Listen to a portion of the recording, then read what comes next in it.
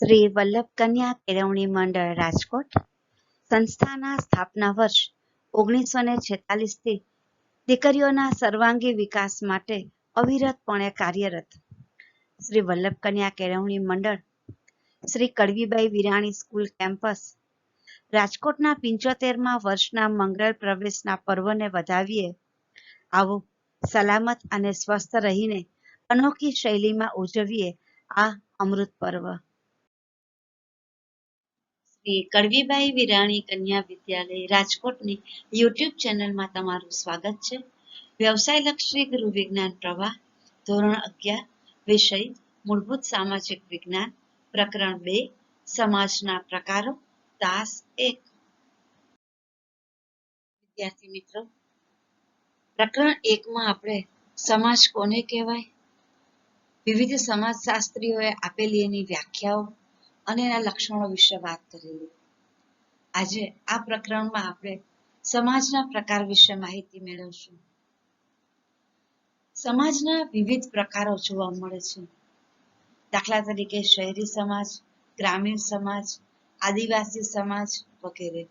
આ બધા જ પ્રકારના સમાજોની લાક્ષણિકતાઓ એકબીજાથી ભિન્ન પડે છે. એકબીજાથી બધા સમાજ જુદા છે. આ ઉપરાંત બધા જ પ્રકારોની લાક્ષણિકતાઓનું મિશ્રણ જોવા મળતું હોય એવા સમાજને મિશ્ર સમાજ કહી શકાય. એટલે કે આ દરેક પ્રકારના જે અલગ અલગ સમાજ છે, શહેરી સમાજ, ગ્રામીણ સમાજ, આદિવાસી સમાજ, એના તો ખાસ લક્ષણો છે જ, પણ અમુક સમાજ એવા પણ છે કે જેમાં બધા જ પ્રકારના સમાજના લોકો એક સાથે રહેતા હોય એવા સમાજને મિશ્ર સમાજ કહી શકાય. અહીંયા આપણે આપણા અભ્યાસક્રમ અનુસાર ઉપર જણાવેલા વિવિધ પ્રકારના સમાજોનો અર્થ અને એના લક્ષણો વિશે વાત કરીશું. આજે સૌથી પહેલા આપણે શહેરી સમાજ વિશે વાત કરવાના છીએ. શહેરી સમાજને નગર સમાજ પણ કહી શકાય. તમે જૂના જમાનામાં સાંભળ્યું હોય કે વાર્તા નાના હતા ત્યારે સાંભળતા હતા કે એક મોટું નગર હતું, નગરમાં આ રીતે આ વસ્તુ બની. તો નગર એટલે શહેર, મોટું શહેર હોય એને નગર કહેવાતું. શહેરી સમાજના લક્ષણો ગ્રામીણ સમાજ અને આદિવાસી સમાજથી ભિન્ન પ્રકારના છે. આદિવાસી લોકો છે એ તો સમાજથી બિલકુલ અલગ જ રીતે પોતાની અલગ પરંપરાઓ નિભાવે છે, કારણ કે એ સભ્ય સમાજથી થોડા દૂર હોય છે, સમજી શકાય.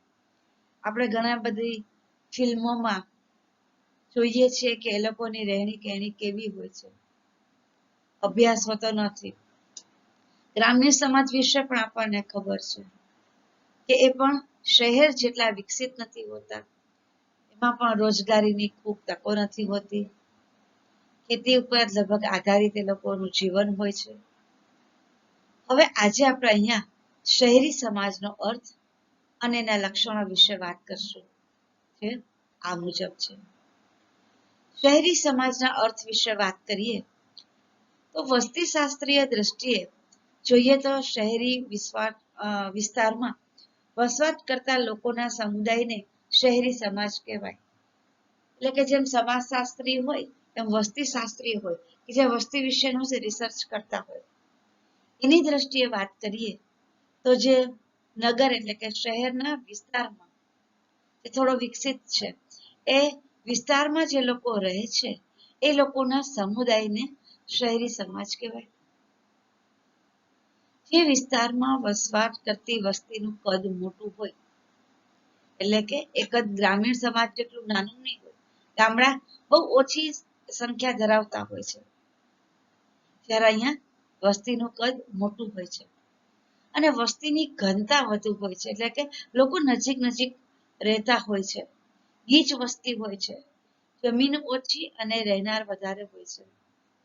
તેમજ મોટા ભાગની વસ્તી બિનકૃષિ વ્યવસાયમાં રોકાયેલી હોય છે. એટલે કે ગ્રામ્ય સમાજ છે એમાં મોટા ભાગે બધા લોકો ખેતી કરતા હોય છે, જ્યારે શહેરોમાં મોટા ભાગે બિનકૃષિ એટલે કે કૃષિ સિવાયના વ્યવસાયમાં રોકાયેલા હોય છે, અને આવા વિસ્તારને શહેરી સમાજ કહેવાય.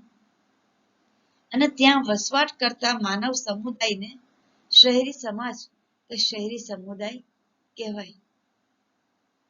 એટલે કે શહેરી વિસ્તારમાં રહેતા, વસ્તીનું મોટું કદ ધરાવતા, વસ્તીની ઘનતા ધરાવતા અને બિન કૃષિ વ્યવસાયોમાં રોકાયેલા હોય એવા લોકોના સમૂહને શહેરી સમુદાય કહેવાય અથવા તો શહેરી સમાજ કહેવાય. આ એનો પ્રાથમિક અર્થ છે. સમાજશાસ્ત્રી ડોક્ટર લલિત પ્રસાદ કહે છે કે સમાજશાસ્ત્રીય દ્રષ્ટિએ જોઈએ તો શહેર એક જીવન શૈલી છે, એટલે કે વે ઓફ લાઈફ છે, જીવન જીવવાની એક પદ્ધતિ છે. શહેરમાં વસ્તી વધારે ગીચ હોય છે. આપણે આગળ પણ જોયું કે વસ્તીની ઘનતા વધારે હોય છે અને ત્યાં અવર જવરની, આપલેની, ખરીદ વેચાણની, વૈજ્ઞાનિક અને શૈક્ષણિક સગવડતાઓ પ્રમાણમાં પુષ્કળ હોય છે, કારણ કે મોટા પ્રમાણમાં વિકસિત હોય છે. એટલે ત્યાં વાહન વ્યવહાર પણ હોય છે, એટલે અલગ અલગ વ્યવસાયો પણ હોય છે, એટલે આપલેની પણ ઘણી બધી સિસ્ટમ ત્યાં વિકસિત થઈ હોય છે. કુરિયર વ્યવસ્થા હોય છે. ખરીદ વેચાણની પણ વૈજ્ઞાનિક અને શૈક્ષણિક સગવડતાઓ પ્રમાણમાં પુષ્કળ છે. એટલે કે જાહેરાતો માટે પણ ઘણી બધી પદ્ધતિઓ વાપરવામાં ત્યાં આવતી હોય છે. અલગ અલગ રીતે વસ્તુઓ ખરીદાતી અને વેચાતી હોય છે. અમુક વસ્તુ જે છે એ ઓનલાઈન ખરીદાતી હોય છે, ઓનલાઈન વેચાતી હોય છે અને ઉચ્ચ શિક્ષણની સગવડતાઓ પણ ત્યાં પુષ્કળ હોય છે.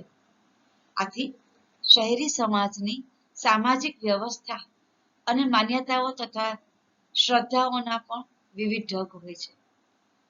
એટલે કે અહીંયા સામાજિક વ્યવસ્થા છે એ અલગ પ્રકારની હોય છે. એ બીજા બધા જ સામાજિક વ્યવસ્થાથી જુદી પડે છે, કારણ કે વિવિધ પ્રકારના લોકો ત્યાં એક સાથે રહેતા હોય છે. એટલે ત્યાં માન્યતાઓ પણ અલગ અલગ પ્રકારની હોય છે, બધાની શ્રદ્ધાઓ પણ અલગ અલગ પ્રકારની હોય છે અને બધા કોઈને કોઈ અલગ હેતુસર શહેરી સમુદાયનો ભાગ હોય છે. એટલે કે ત્યાં માન્યતાઓ અને શ્રદ્ધાઓના પણ ઢગલા હોય છે. શહેરી સમાજની સાદી વ્યાખ્યા એવી આપી શકાય કે તે ગ્રામ સમાજથી ભિન્ન લક્ષણ ધરાવતો સમાજ છે. ગ્રામ સમાજ છે એની આખી જુદી દુનિયા છે, જુદા વિચારો છે, જુદી માન્યતાઓ છે, જુદી શ્રદ્ધાઓ છે, જુદી સગવડતાઓ છે, જુદા નિયમો છે. ત્યારે શહેરી સમાજના અલગ છે, એટલે કે તે ગ્રામ સમાજથી ભિન્ન લક્ષણો ધરાવતો સમાજ છે. ખાસ કરીને ભારતની જ વાત કરીએ તો ભારત મોટા ભાગે ગ્રામ સમાજથી બનેલો દેશ છે. તો એનાથી વિપરીત એવી સમાજ વ્યવસ્થા, જુદી સમાજ વ્યવસ્થા એટલે શહેરી સમાજ. ટૂંકમાં તેનો અર્થ સ્પષ્ટ કરતા કહી શકાય કે શહેર એ પ્રકૃતિથી દૂર માનવ સર્જિત વાતાવરણમાં વસવાટ કરતા અને વિવિધ ઉદ્યોગ ધંધા પર આધાર રાખતા વિવિધ લોકોનો બનેલો દૂરવર્તી સમુદાય છે. આમાં એના ઘણા બધા લક્ષણો આવી ગયા. એટલે કે પ્રકૃતિથી દૂર છે. ગ્રામ્ય સમાજ જેમ ખેતી આધારિત જીવન જીવતો હોય તો એ પ્રકૃતિથી નજીક રહે છે, એમ આ શહેરી સમાજ છે એ પ્રકૃતિથી દૂર હોય છે. શહેરમાં રહેતા ઘણા બાળકોએ સાચી નદી, પર્વતો કે એ બધાનું વાતાવરણ માણ્યું નથી હોતું, એના વિશેની એને ખબર નથી હોતી. જ્યારે ગ્રામ્ય સમાજમાં રહેતા બાળકો એની રોજિંદા લાઈફમાં આ બધી જગ્યાઓ વણાયેલી હોય છે. એ માનવ સર્જિત વાતાવરણમાં વસવાટ કરે છે. એટલે કે શહેરનું આખું જે કઈ વાતાવરણ છે એમાં મોટા ભાગની બધી વસ્તુઓ માનવ સર્જિત હોય છે, કુદરતની સર્જિત હોતી નથી. ઊંચા ઊંચા મકાનો, રસ્તાઓ, જે કઈ વ્યવસ્થા હોય છે ફરવાની હોય છે એ પણ કૃત્રિમ રીતે બનાવેલી હોય છે અને વિવિધ ઉદ્યોગ ધંધા ઉપર આધાર રાખતા, એટલે કે ત્યાં એક પ્રકારનો બિઝનેસ નથી થતો હોતો. જેમ કે ગામડાના લોકો મોટા ભાગે ખેતી ઉપર આધાર રાખતા હોય, અહીંયા વિવિધ ઉદ્યોગ ધંધા ઉપર આધાર રાખતા લોકો હોય. દરેકની એક પોતાની અલગ રોજગારીની વ્યવસ્થા હોય છે અને દૂરવર્તી સમુદાય છે, એટલે કે કોઈને કોઈની સાથે ખાસ કોઈ આત્મીયતા હોતી નથી અને સંબંધો બધા દૂરવર્તી હોય છે, દૂરના હોય છે, કામ પૂરતા હોય છે, જરૂરિયાત ઉપર આધારિત હોય છે. દરેકના સંબંધોની વચ્ચેની તાતણાની અલગ પ્રકારનું હોય છે. એમાં વસ્તીનું પ્રમાણ અને ગીચતા વધારે હોય, વર્ગ અંતર અને સામાજિક ગતિશીલતાનું પ્રમાણ વધારે હોય. એટલે કે બે વર્ગ વચ્ચેનું અંતર અહીંયા ખાસ નથી હોતું, પણ બે વિસ્તાર વચ્ચેનું અંતર ખૂબ વધારે હોય છે. અને સામાજિક ગતિશીલતાનું પ્રમાણ પણ, કારણ કે ખૂબ મોટા વિસ્તારમાં એ ફેલાયેલો હોય છે. એટલે એક જગ્યાએથી બીજી જગ્યાએ વારંવાર જવું પડતું હોય કોઈ કારણસર. શૈક્ષણિક વ્યવસ્થા અલગ છે, વેપારની વ્યવસ્થા અલગ છે. એટલે કોઈને કોઈ કારણસર એક છેડેથી બીજા છેડા સુધી જવાનું કે એક ગામેથી બીજા ગામ જવાનું પ્રમાણ વધારે હોય છે. એટલે કે સામાજિક ગતિશીલતાનું પ્રમાણ વધારે હોય છે. શહેરી સમાજ વિવિધ ભૌગોલિક વિસ્તારોમાં વિભાજિત થયેલી હોય છે. એટલે કે એમાં એક વિસ્તારથી બીજો વિસ્તાર ઘણો દૂર પણ હોઈ શકે. અમુક વિસ્તાર છે એ થોડા ઊંચા સપાટી ધરાવતા હોઈ શકે, અમુક થોડાક નિમ્ન સપાટી ધરાવતા હોઈ શકે. ઘણી વખત આપણે હવામાન સમાચારમાં સાંભળીએ છીએ કે જ્યારે ખૂબ વરસાદ આવવાનો હોય ત્યારે નિમ્ન ભૌગોલિક વિસ્તારમાં રહેતા લોકોને દૂર ખસેડી લેવા પડે છે, કારણ કે ત્યાં પાણી ભરાઈ જવાની શક્યતાઓ રહેલી હોય છે. એમ એટલા મોટા વિસ્તારમાં એવું હોય છે કે ત્યાં અલગ અલગ ભૌગોલિક વિસ્તાર પણ આપણે જોઈ શકીએ છીએ. શહેરમાં દૂરવર્તી સામાજિક નિયંત્રણ હોય છે. એટલે કે પરિવાર પણ વિભક્ત હોય, દરેક પોતાના કામથી મતલબ રાખતા હોય છે. એટલે જે પારિવારિક નિયંત્રણ હોય ઘરના વડીલોનું, એવું ત્યાં નથી હોતું. પણ ત્યાં દૂરવર્તી એટલે કે દૂરના લોકો દ્વારા, અજાણ્યા લોકો દ્વારા, કાયદા કાનૂન દ્વારા, પોલીસ દ્વારા નિયંત્રણ રખાતું હોય છે.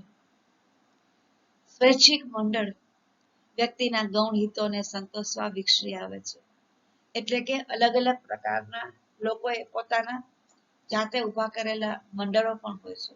અને આ મંડળો એવા હોય છે કે જે તે સમુદાયને આધારિત હોય એના હિતોનું રક્ષણ કરે છે, એના માટે લડાઈ આપે છે, એને રક્ષણ આપે છે.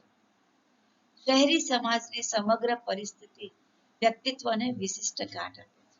આમ જેટલા પરિબળોની અત્યાર સુધી આપણે વાત કરી એ આપણી મૂળભૂત ગ્રામ્ય સંસ્કૃતિ કરતા ઘણી રીતે ભિન્ન છે. પરિણામે આ વાતાવરણમાં રહેતા લોકોની પર્સનાલિટી પણ અલગ જ પ્રકારની હોય છે, કારણ કે એની માન્યતાઓ, એના વિચારો બધું અલગ અલગ હોય છે.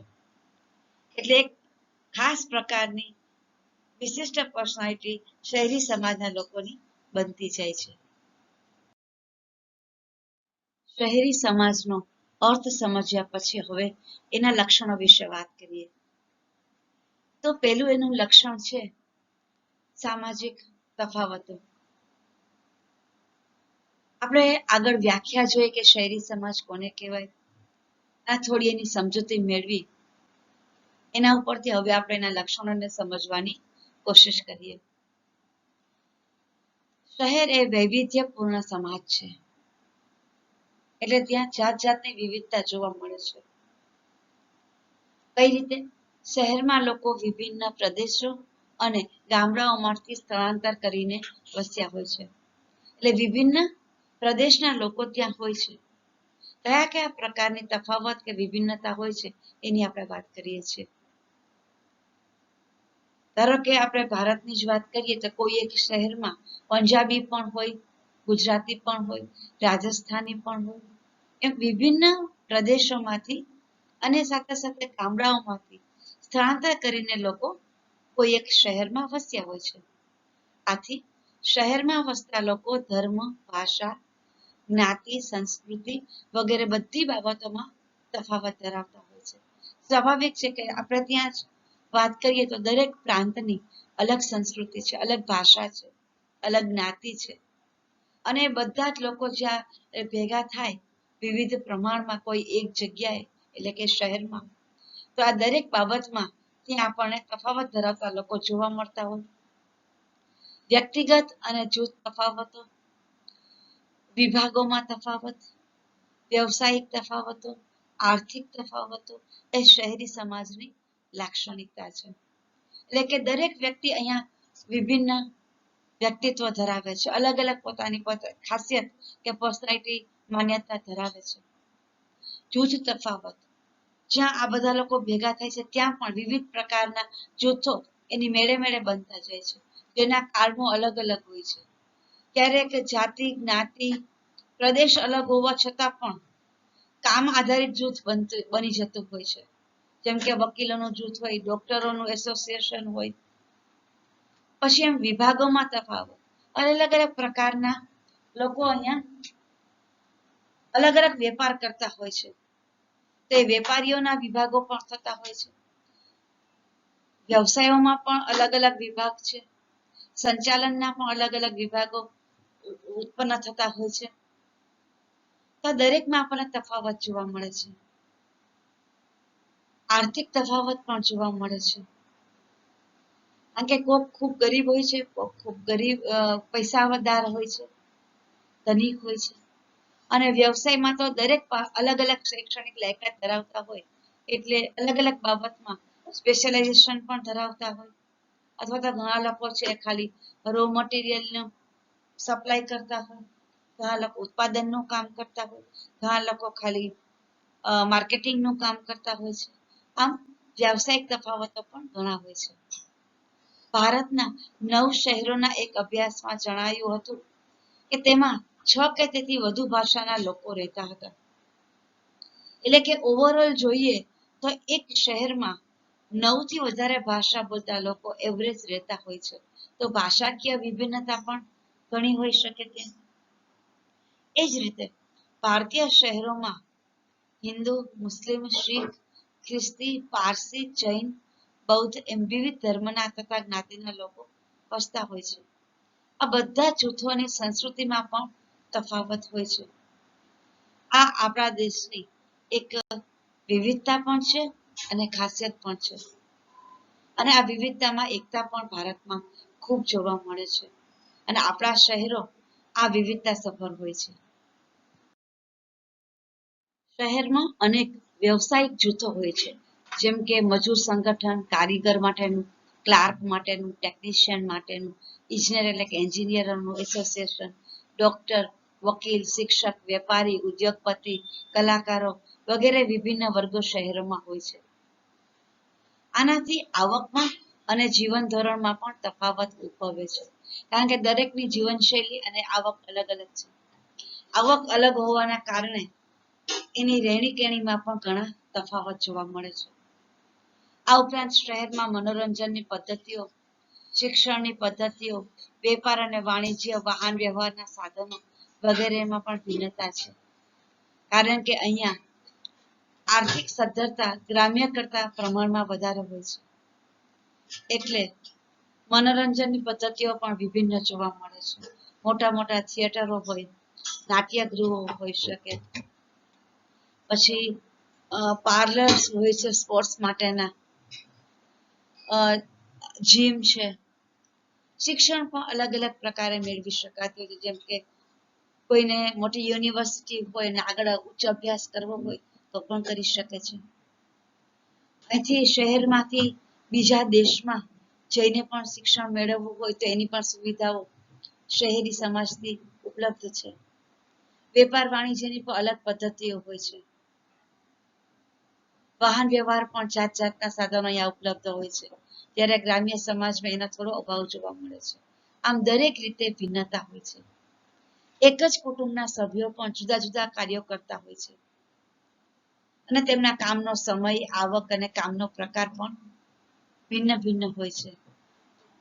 આમ શહેર સામાજિક તફાવતોનું ધામ બની રહ્યું છે. જ્યારે કે આપણે જૂની સંસ્કૃતિમાં ગ્રામ્ય સમાજમાં એવું હતું કે એક પરિવારના સભ્યો એક જ કામમાં રોકાયેલા હોય, એટલે કે ખેતી કરતા હોય તો ખેતીને લગતા જ અલગ અલગ કાર્ય એક પરિવારના સભ્યો કરતા હોય. લુહારી કામ છે કે સુથારી કામ છે કે સોની કામ છે કે આ દરેક પ્રકારના વ્યવસાયોમાં જે તે કુટુંબના દરેક સભ્ય પોતાને લગતું અલગ અલગ કામ કરતા હોય.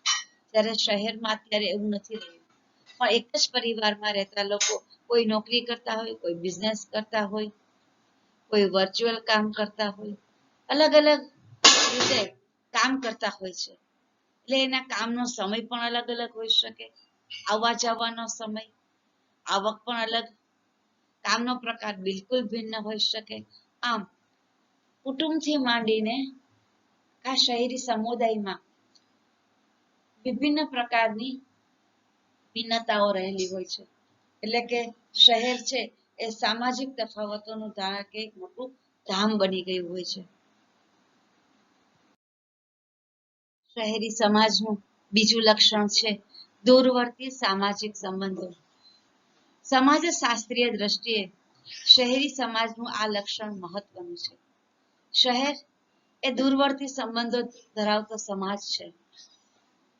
શહેરનું કદ વિશાળ હોવાથી, એટલે કે વસ્તીનું કદ વિશાળ હોવાથી શહેરી સમાજના લોકો વચ્ચે નિકટવર્તી અને અંગત સામાજિક સંબંધો શક્ય હોતા નથી.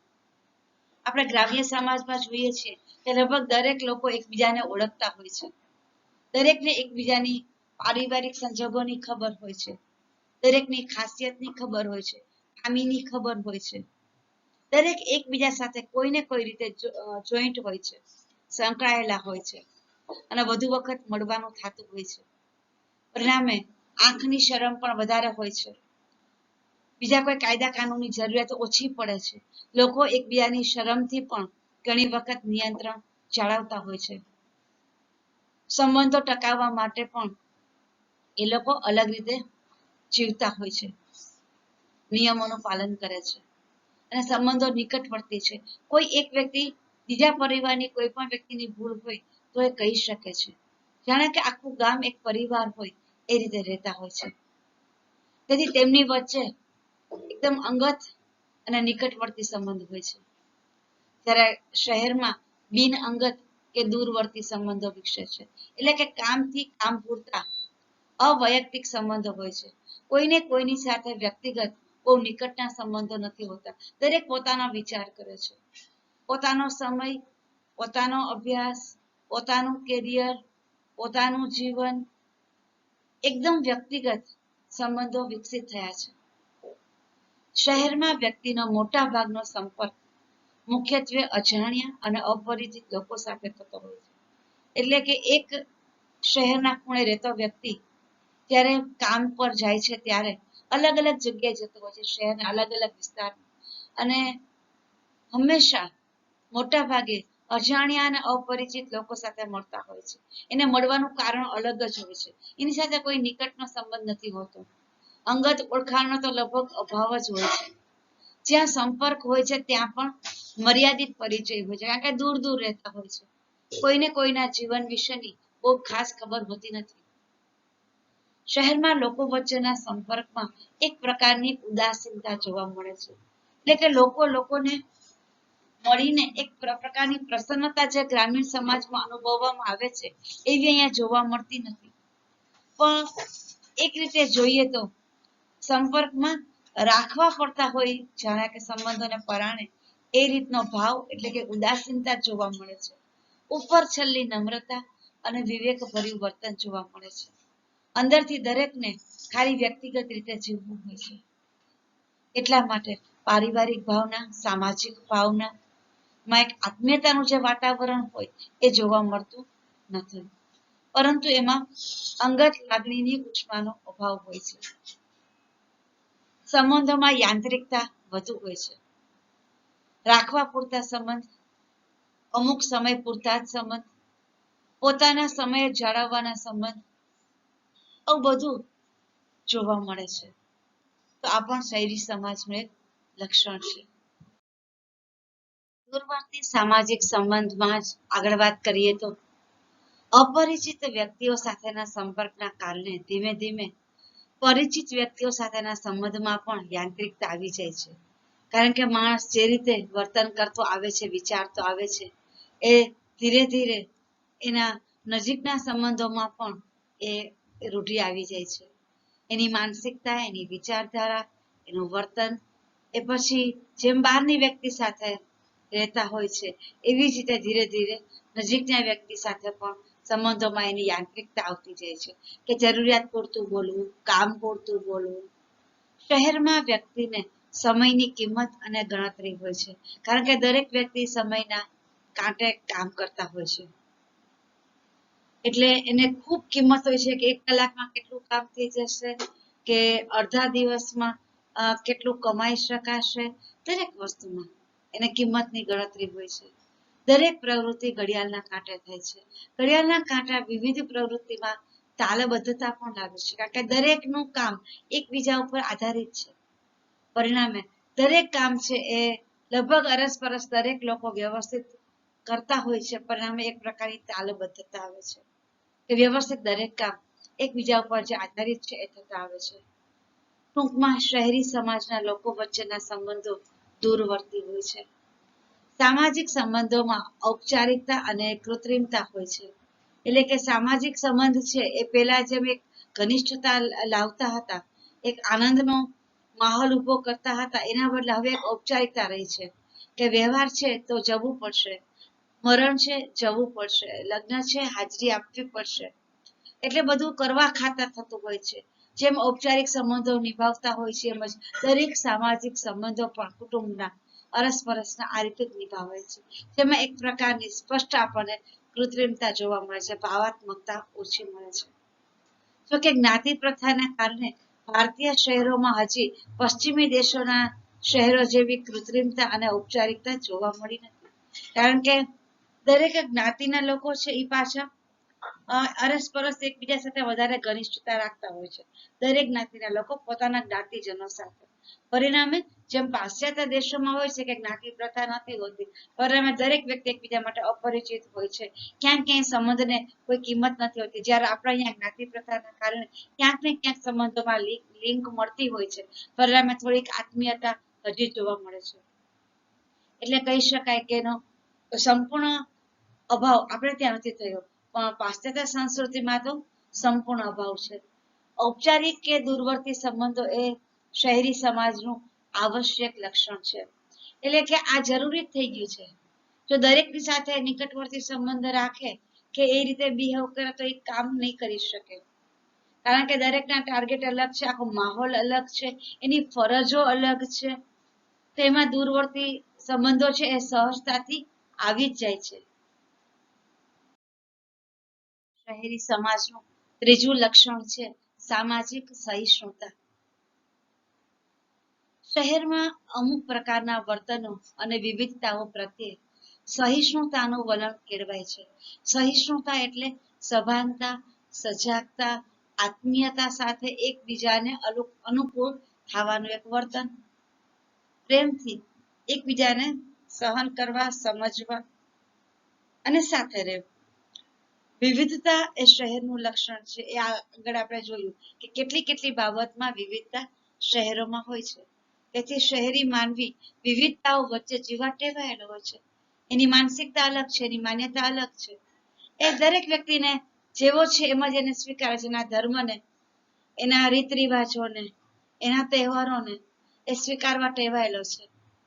આ જ કારણથી વિવિધતાઓ તરફ તેના મનમાં સહિષ્ણુતા કેળવાય છે.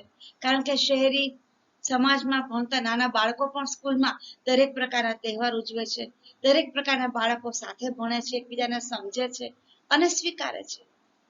આનો અર્થ એ છે કે શહેરનો માનવી પોતાનાથી જુદી જ્ઞાતિના, જુદા ધર્મના કે જુદી ભાષાના અને જુદા વિચારના લોકો તરફ સહિષ્ણુતા દાખવે છે, કારણ કે એ સમજતો થયો છે કે દરેક વ્યક્તિ પોતાની દ્રષ્ટિએ યોગ્ય છે, દરેકને પોતાના ઇતિહાસ છે, દરેકને પોતાના ધર્મ છે, એની અલગ માન્યતાઓ છે, અલગ શ્રદ્ધા છે, અને પાયાની બાબત એ છે કે દરેક માણસ એક છે. તો માનવતાને ધ્યાનમાં રાખીને આ નાની બાબતો ઉપર શહેરના લોકો ધ્યાન નથી આપતા અને પોતાના કામ પૂરતું કામ રાખે છે.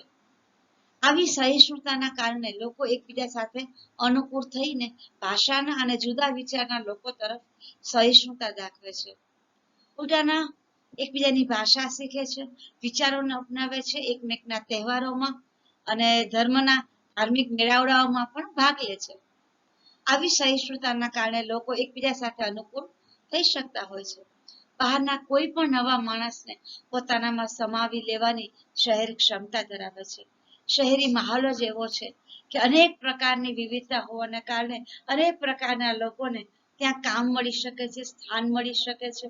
દરેક વિચારધારાનું ત્યાં સ્થાન છે કે જેનું મહત્વ છે, જેનું એક સ્થાન છે, ઉપયોગિતા છે. એમ દરેક પ્રકારના લોકોને એ પોતાનામાં શહેર છે એ સમાવી લે છે. શહેરી સમાજનું ચોથું લક્ષણ છે દૂરવર્તી સામાજિક નિયંત્રણ. શહેરી સમાજમાં સામાજિક નિયંત્રણ દૂરવર્તી સ્વરૂપનું હોય છે.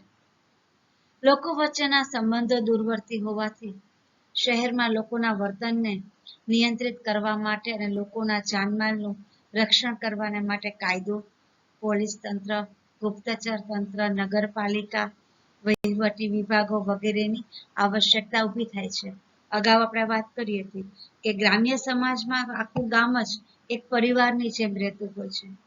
ગામના દરેક વડીલ છે એ યુવાનો અને નાના બાળકો ઉપર એક પ્રકારનું આત્મીયતાથી નિયંત્રણ રાખતા હતા અને નિયંત્રણ છે એ નિકટવર્તી હતું, આત્મીયતા વાળું હતું. જ્યારે શહેરમાં આ વસ્તુ શક્ય નથી. સંબંધો અને ભાવના, સંબંધો વચ્ચેના તાણાવાણા છે એ અલગ પ્રકારના છે, ઔપચારિક છે. ત્યારે એકબીજાના વર્તનનું નિયંત્રણ કરવાના માટે અલગ વ્યવસ્થાની જરૂર પડે છે, અલગ કાયદો, અલગ પોલીસ તંત્ર, ગુપ્તચર તંત્ર, આ દરેકની જરૂર પડે છે. શહેરી લોકોના વર્તન ઉપર વાહન વ્યવહારના સાદા નિયમોથી માંડીને કાનૂન સુધીના અનેક જટિલ નિયંત્રણો આવે છે.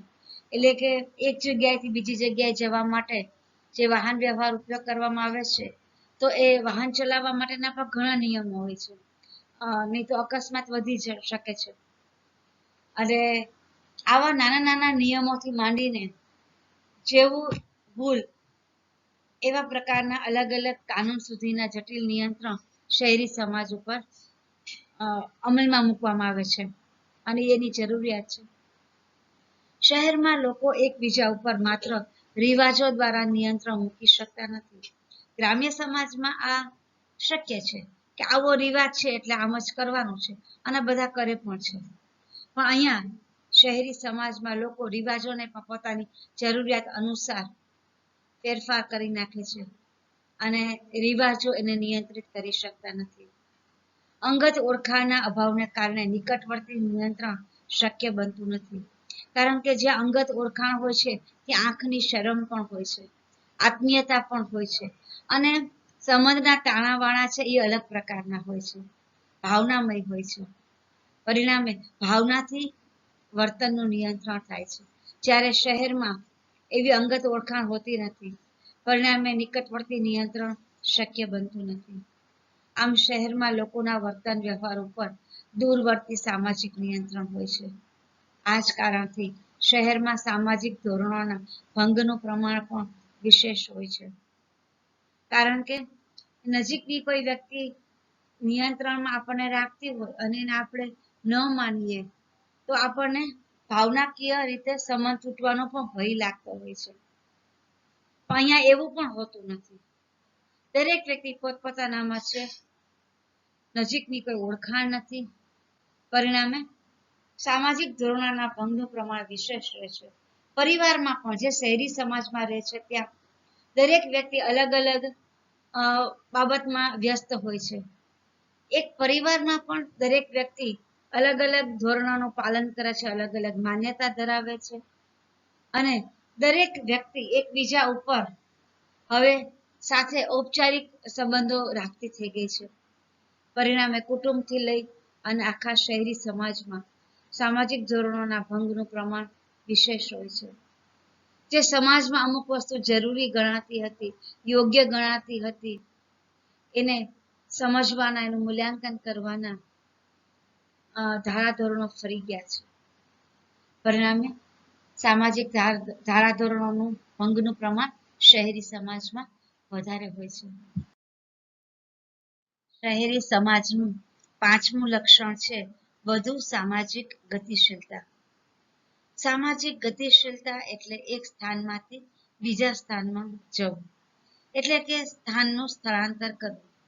દાખલા તરીકે એક સ્થળેથી બીજા સ્થળે વસવાટ કરવો, એક વ્યવસાયમાંથી બીજા વ્યવસાયમાં જવું, એક સામાજિક દરજ્જામાંથી બીજા સામાજિક દરજ્જામાં જવું વગેરે બાબતોને સામાજિક ગતિશીલતા કહેવાય.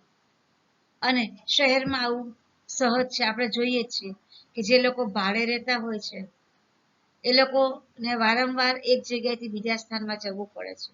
જેને પોતાનું મકાન હોય છે એ લોકો પણ નવું મકાન બદલાવે છે તો એક જગ્યાએથી બીજી જગ્યાએ જાય છે. ઘણી વખત ઓફિસનું એડ્રેસ પણ બદલતું હોય છે. એક વ્યવસાય હોય એમાંથી બીજો વ્યવસાય પણ લોકો અપનાવતા હોય છે. એવું નથી કે એક જ વ્યવસાય છે એને એ કન્ટિન્યુ કરે. એ લોકોના દરજ્જામાં પણ ફેરફાર થાય છે. ક્યારેક દરજ્જો ઊંચો થઈ જાય છે હોય એના કરતા, ક્યારેક હોય એના કરતા નીચો પણ થઈ જાય છે. આ બધી જ વસ્તુ છે એને સામાજિક ગતિશીલતા કહેવાય અને એ શહેરી સમાજમાં એકદમ સહજ રીતે આપણે જોઈએ છીએ. શહેરમાં વ્યક્તિને ગતિશીલતાની તક પણ વધુ મળે છે. એટલે કે કોઈ વ્યક્તિને અભ્યાસ કરવો છે તો એને અભ્યાસમાં પરિવર્તન કરવું હોય તો પણ તક મળે છે, વ્યવસાયમાં પરિવર્તન કરવું હોય તો પણ તક મળે છે, મકાન બદલવું હોય તો પણ તક મળે છે. આમ એની શક્યતાઓ પણ વધારે છે. વિવિધ પ્રકારના આકર્ષણો, તકો, પ્રલોભનો વ્યક્તિને ખેંચે છે. અલગ અલગ પ્રકારના મકાનો હંમેશા બનતા જ રહેતા હોય છે. જેને અનુકૂળતા આવતી હોય એ બદલી પણ શકે છે. એટલે આવું એક આકર્ષણ ઊભું કરવામાં આવે છે.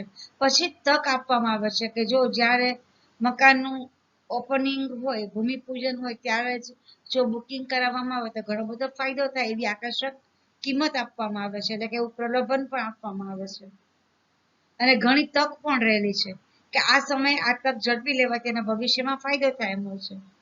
તો વ્યક્તિ વિચારી કરીને આવી બધી વસ્તુ તરફ ખેંચાય પણ છે. અને શહેરી સમાજમાં તો સમગ્ર જીવનમાં સ્પર્ધા હોય છે. દરેકને એકબીજાથી આગળ નીકળવું હોય છે. દરેક વ્યક્તિ પોતાની જાત સાથે સ્પર્ધા કરતો હોય છે, અન્ય સાથે પણ સ્પર્ધામાં ઉતરતો હોય છે. એ પણ અનેક દિશામાં સ્પર્ધા કરતો હોય છે.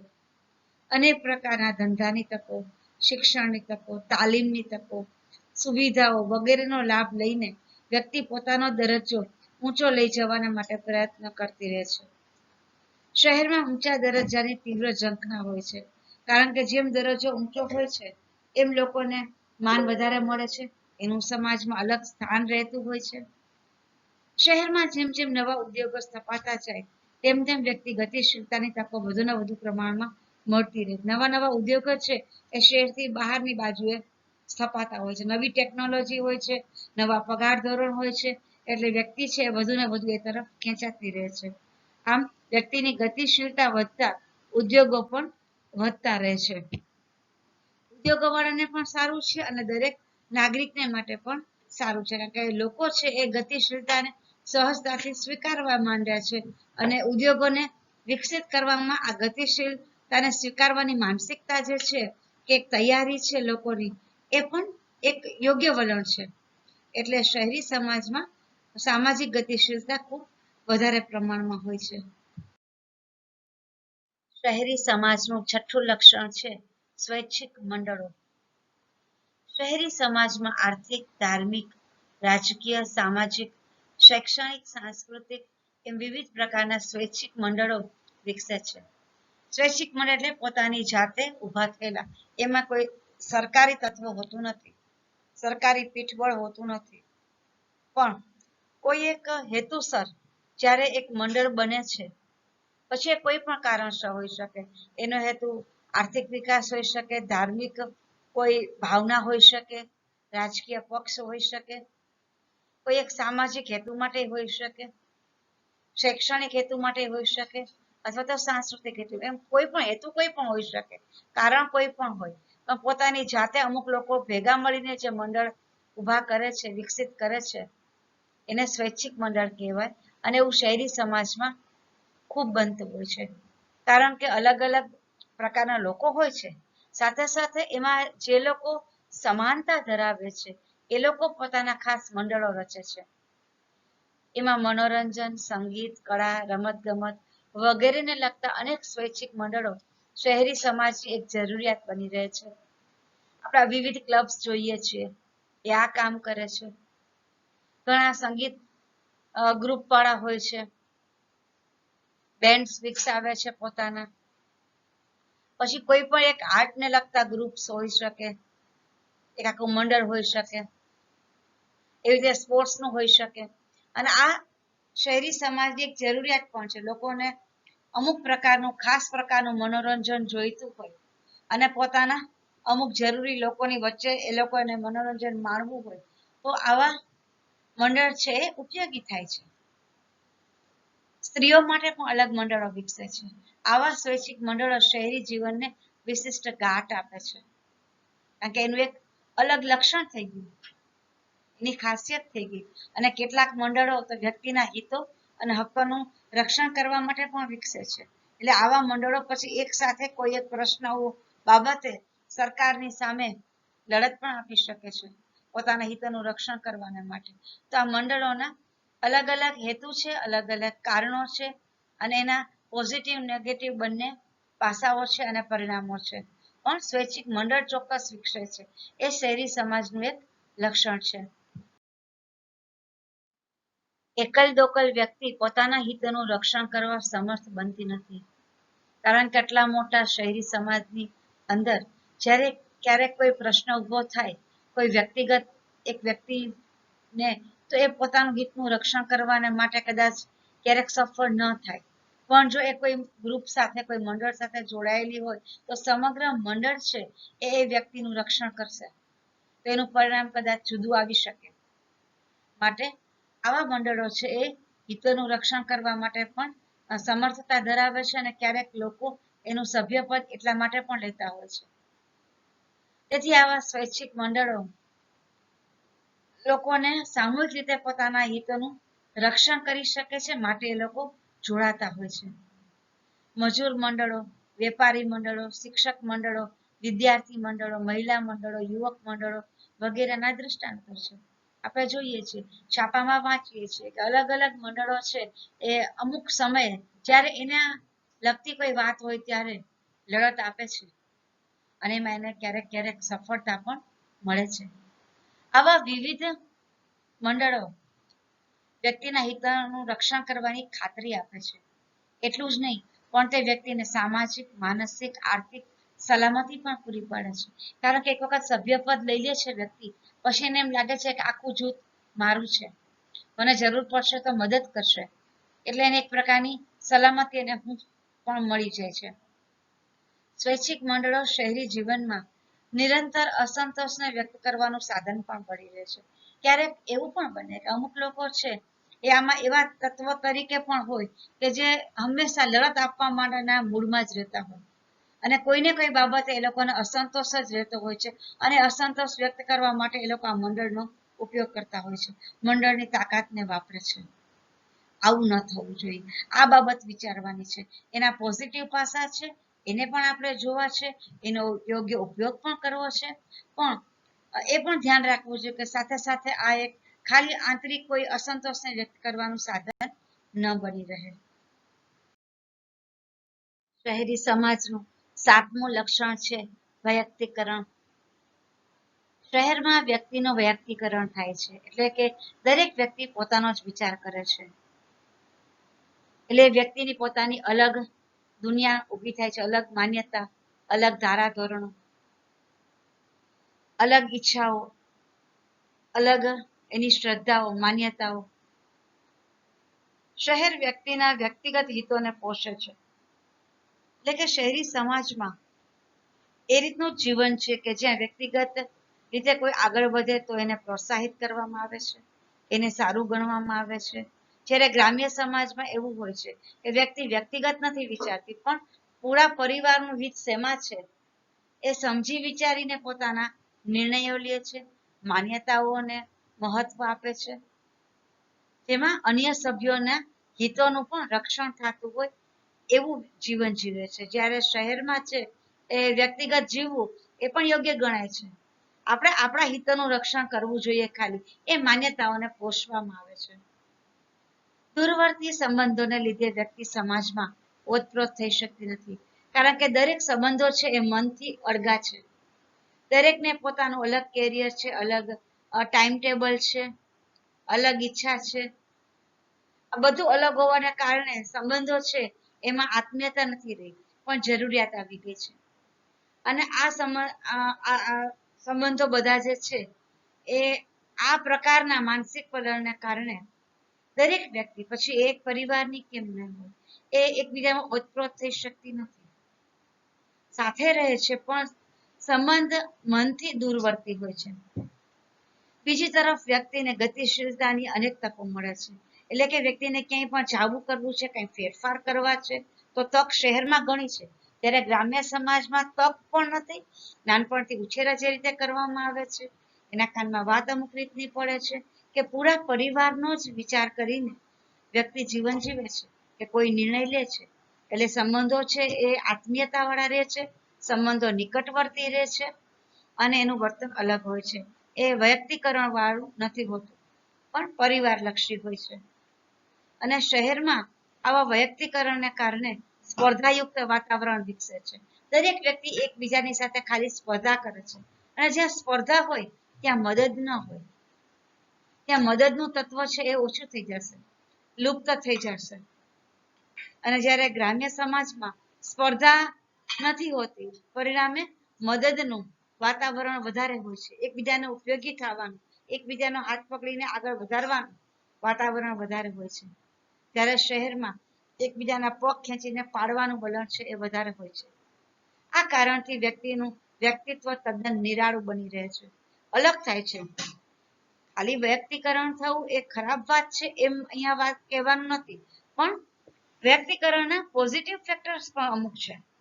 વ્યક્તિને ખૂબ તકો મળે એનો એ પોઝિટિવ ઉપયોગ કરે, ખૂબ આગળ વધશે તો વ્યક્તિગત પર્સનાલિટી એની ખૂબ સરસ નીકળી શકે છે. આપણે જોઈએ છીએ કે જે લોકો ખૂબ આગળ હોય છે એ પરિવારને પણ છોડી દે છે, અલગ શહેરમાં જાય છે, અલગ જગ્યાએ તાલીમ લે છે, ક્યારેક 2-3 શહેર ફરે છે, અને પછી જે શહેરમાં એને પ્રોત્સાહન મળતું હોય ત્યાં એ સ્થાપિત થાય છે અને વ્યક્તિગત રીતે ખૂબ આગળ પણ વધે છે. તો આ પણ એક જીવન શૈલી છે. વ્યક્તિનું સ્પર્ધાત્મક વ્યક્તિત્વ વિકસે છે, એટલે સતત એ અન્ય સાથે પોતાના ફિલ્ડના જે હોય એ અથવા તો અન્યની સાથે અલગ અલગ દિશામાં એ સ્પર્ધા કરતું રહે છે મનથી. વ્યક્તિએ પોતાના જીવનમાં આગળ વધવા માટે એકલાએ જ મથવું પડે છે. આ પણ જોવા જેવું છે. અહીંયા કોઈની પાસે કોઈને માટે ટાઈમ નથી, કારણ કે દરેકનું પોતાનું ટાઈમ ટેબલ છે, પોતાની મહત્વાકાંક્ષાઓ છે, પોતાની ઈચ્છાઓ છે. દરેકને પોતાના માટે ટાઈમ ખૂટતો હોય છે, તો અન્યને કઈ રીતે મદદ કરી શકશે. એટલે વ્યક્તિએ આગળ વધવું હોય તો પણ એકલા જ મથવું પડે છે, મહેનત કરવી પડે છે. આથી વ્યક્તિ શહેરમાં એકલવાયાપણું પણ અનુભવે છે. હા, સફળતા ઘણી વખત ખૂબ મળી જાય છે, અલગ પ્રકારનું વ્યક્તિત્વ પણ ડેવલપ થઈ જાય છે બાહ્ય રીતે, પણ માનસિક રીતે એ વ્યક્તિ ઘણું જ એકલવાયાપણું અનુભવે છે. ત્યારે ગ્રામ્ય સમાજમાં એવું નથી થતું. લોકોને હંમેશા એમ લાગે છે કે આખો પરિવાર મારી સાથે છે, હું એકલો નથી. તે પોતાનો અને અન્ય વ્યક્તિઓ વચ્ચેનો ભેદ સમજે છે. શહેરમાં દરેકને ખબર છે કે હું એટલે મારો માટે હું એક જ વ્યક્તિ જવાબદાર છું, મારી સફળતા માટે, નિષ્ફળતા માટે, મહેનત કરવા માટે, સંઘર્ષ માટે. જ્યારે બીજી વ્યક્તિ પછી કોઈ પણ સંબંધની કેમ ન હોય સામે એ અન્ય વ્યક્તિમાં આવી જાય છે. વ્યક્તિ સમગ્ર સમાજ સાથે તાદાત્મ્ય અનુભવી શકતી નથી. સમાજની વચ્ચે રહે છે છતાં એકલતા અનુભવે છે. ત્યારે ગ્રામ્ય સમાજમાં પૂરો ગામડું એક પરિવારની જેમ રહેતું હોય છે, એટલે બધા એકબીજાની સાથે આત્મીયતા રાખે છે, તાદાત્મ્ય અનુભવે છે. એવું શહેરી સમાજમાં શક્ય નથી. શહેરી સમાજનું 8મું લક્ષણ છે સ્થાનિક પૃથકતા. શહેરમાં વેપાર, ધંધા અને ઉદ્યોગોનું વિશિષ્ટીકરણ થયું હોય છે, એટલે કે દરેક પ્રકારમાં આપણને તજજ્ઞ મળી રહે છે. નાનામાં નાની બાબતના સ્પેશિયલાઇઝ વ્યક્તિ આપણને મળે છે. દરેક વસ્તુનું વિશિષ્ટીકરણ થયું છે, એટલે કે સ્પેશિયલાઇઝેશન થયેલું હોય છે. આ વિશિષ્ટીકરણને લીધે અન્ય તફાવતો પણ સર્જાય છે, એટલે કે કઈ વ્યક્તિ ઊંચી, કઈ વ્યક્તિ નીચી, આવા ઘણા બધા તફાવતો સર્જાય છે. સમગ્ર શહેર વિવિધ ભૌગોલિક વિસ્તારોમાં વિભાજિત થયેલું હોય છે, એટલે કેટલો મોટો વિસ્તારમાં એક શહેર બનેલું હોય છે કે એના ભૌગોલિક વિસ્તાર છે ને એ પણ અલગ અલગ હોય છે. કોઈ ભાગ ઊંચો હોય છે, કોઈ નીચો હોય છે, ઘણો બધો એમાં ફેરફાર હોય છે. અમુક જગ્યાએ કઈ નદી કે એવું આવેલું હોય કે સમુદ્ર નજીક હોય તો એ ભાગમાં ભેજનું વાતાવરણ વધારે હોય, એટલે કે શહેરમાં સ્થાનિક પૃથકતા પણ વિકસે છે. દાખલા તરીકે શહેરના અમુક વિસ્તારમાં વેપાર વાણિજ્યના કેન્દ્ર આવેલા હોય, અમુક વિસ્તારમાં ઉચ્ચ વર્ગના લોકો વસતા હોય છે, અમુક વિસ્તારમાં મધ્યમ વર્ગના લોકો વસતા હોય છે, અને કેટલાક વિસ્તારોમાં નીચલા વર્ગના લોકો વસવાટ કરતા હોય છે. આપણે પણ જોઈએ છીએ કે વેપાર વાણિજ્યના કેન્દ્ર તો કે સોની બજારમાં બધા સોની કામને લગતા જ લોકો આવેલા હોય છે. કાપડ માર્કેટ હોય તો ત્યાં એ પ્રકારના વેપાર વાણિજ્યના લોકો ની દુકાનો હોય છે કે એ પ્રકારના ઓફિસો આવેલી હોય.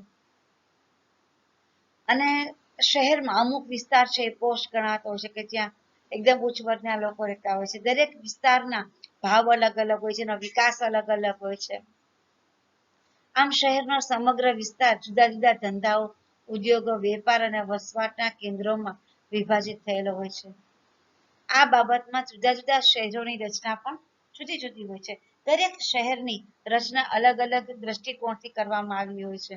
અલગ અલગ રીતે જ્યારથી એનું નવીનીકરણ થયું હોય છે, અથવા તો એ શહેરનું અલગ નામકરણ થયું હોય, અલગ એ જે દિવસથી એ શહેર અલગ બન્યું હોય ત્યારથી લઈને અત્યાર સુધીમાં જ્યાં જે એની જરૂરિયાતો હોય, જે જે પ્રકારનો વિકાસ હોય એ પ્રમાણે ત્યાં અલગ અલગ રચના થયેલી હોય છે.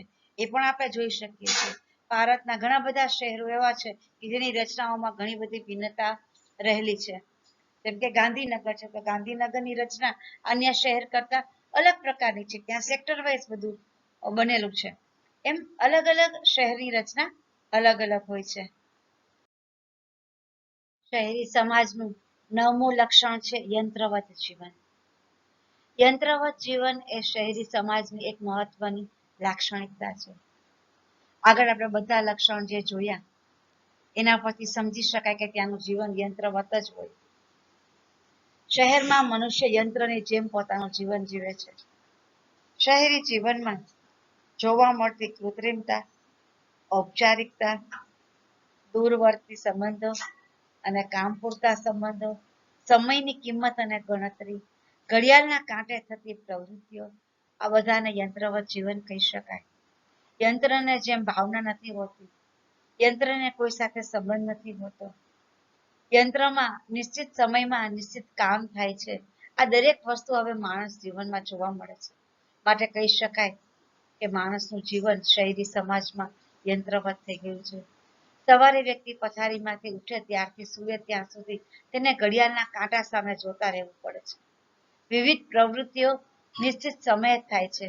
નોકરી ધંધાનો સમય, જમવાનો સમય, શાળાએ જવાનો સમય, સુવાનો સમય, ઉઠવાનો સમય, ફરવા જવાનો સમય, ચા નાસ્તાનો સમય, એમ બધી જ પ્રવૃત્તિઓ સમયબદ્ધ રીતે થાય છે.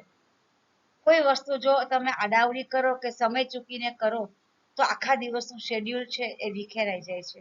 અને જે વ્યક્તિનું જીવન જ એ પ્રકારનું હોય તો એની સમાજમાં દરજ્જો મેળવવો મુશ્કેલ થઈ જાય છે, સ્થાન મેળવવું મુશ્કેલ થઈ જાય છે. કારણ કે કોઈ પણ માળખામાં એ સેટ નહીં થાય એ પ્રકારની વ્યક્તિ માટે જ એને નિશ્ચિત રીતે જીવતા શીખવું જ પડશે. તો જ એ શહેરી સમાજમાં પોતાનું સ્થાન, માન, મોભો દરજ્જો મેળવી શકશે. કારણ કે એક તો શહેરી સમાજનું જીવન આમે એકાંત વાળું છે, એકલવાયાપણું છે. એમાં પણ જો નિષ્ફળતા મળે માનવીને તો એ બહુ અઘરી વસ્તુ થઈ જાય છે માનસિક રીતે એને ખોલવી. પરિણામે એનું જીવન નાનપણથી સમયબદ્ધ ઘડવામાં આવે છે, જેથી કરીને એ નિશ્ચિત સમયે યોગ્ય સ્થાનમાન મોભો મેળવીને એ વ્યક્તિ જીવી શકે અને શહેરી સમાજનું એક એકમ બની શકે. શહેરી માનવીનું સમગ્ર જીવન યંત્ર ચાલતું હોય એ રીતે ચાલતું હોય છે. એમાં ભાગ્યે જ કોઈ પરિવર્તન થતા હોય છે, અને એ પરિવર્તન થાય છે તો પણ બહુ જ ટૂંકા ગાળા પૂરતા હોય છે, કોઈ ખાસ સમય પૂરતા એ હોય છે. બાકી એનું રોજિંદુ જીવન જે છે એ તો એકદમ યંત્રવત જ હોય છે. યંત્રવત જીવનમાં જ આગળ વાત કરીએ તો આ યંત્રવત જીવનના વિવિધ પરિણામો આવે છે. એટલે કે બધા પોઝિટિવ જ હોય છે એવું નથી હોતું, અમુક નેગેટિવ પરિણામ પણ આવે છે. યંત્રવત જીવનને લીધે વ્યક્તિને સામાજિક જીવન જીવ્યાનો આનંદ મળતો નથી. સામાજિક જીવન કોને કહીશું? પરિવારની સાથે બેસવું, નિરાંતની પળો માણવી કે ખાલી મનની બધી વાતો વ્યક્ત કરવી, એકબીજાના માટે સમય હોવો, માનસિક સધિયારો મેળવવો, આપવો.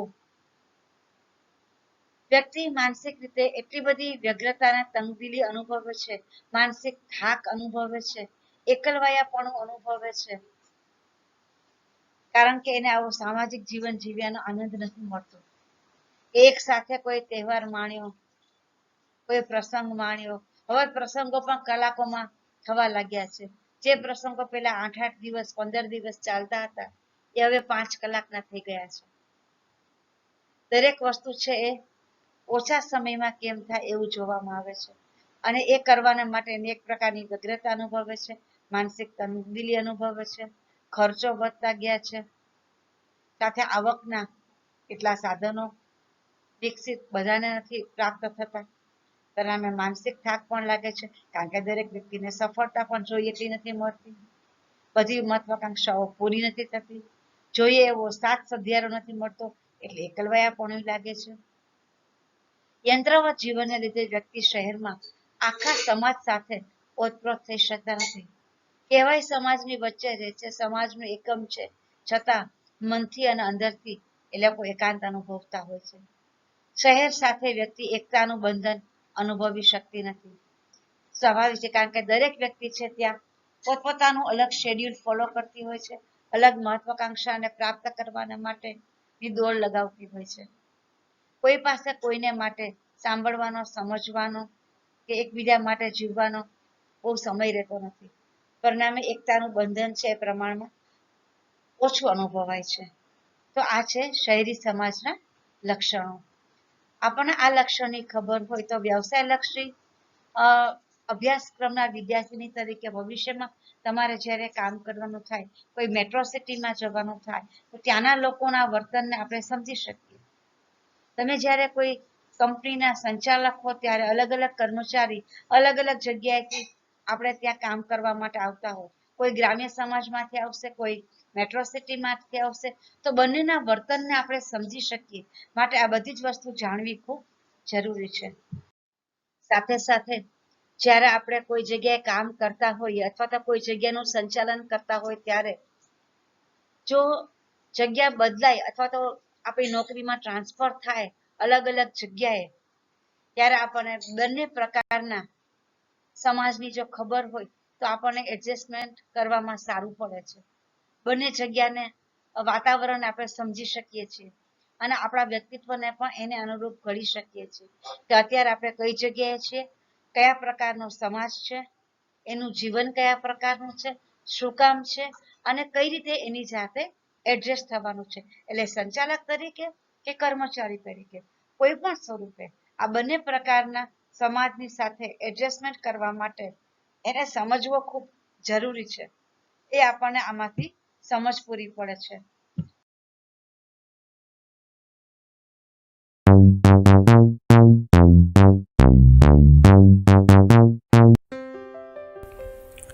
दोस्तों, आज हम जानेंगे शहर किसे कहते हैं, महानगर किसे कहते हैं और हमारे देश में कुल कितने महानगर हैं। तो चलिए वीडियो शुरू करते हैं। और वीडियो शुरू करने से पहले यदि आपने अभी तक हमारे चैनल को सब्सक्राइब नहीं किया है तो प्लीज़ हमारे चैनल को सब्सक्राइब करें, जिससे हमारी आने वाली वीडियो आपको बहुत ही आसानी से प्राप्त हो सके। दोस्तों, 1961 का आधार 1991 की जनगणनाओं के अनुसार शहर एवं महानगर की परिभाषा इस प्रकार की गई है। जिन क्षेत्रों की जनसंख्या 5,000 और 20,000 के बीच है उन्हें छोटा कस्बा माना जाता है। जिनकी जनसंख्या 20,000 से 50,000 के बीच है उन्हें बड़ा कस्बा माना जाता है। जिनकी जनसंख्या 50,000 से 1 लाख के बीच होती है उन्हें शहर कहा जाता है। जिनकी जनसंख्या 1 लाख से 10 लाख के बीच होती है उन्हें बड़ा शहर कहा जाता है। जिनकी जनसंख्या 10 लाख और 50 लाख के बीच होती है उन्हें विशाल नगर कहा जाता है, और जिनकी जनसंख्या 50 लाख से अधिक हो उन्हें महानगर कहा जाता है। लेकिन समाजशास्त्री नगर की परिभाषा में जनसंख्या के आकार को अधिक महत्व नहीं देते हैं। कोटि आकार के नियम के अनुसार भारत के 4 महानगर इस प्रकार है।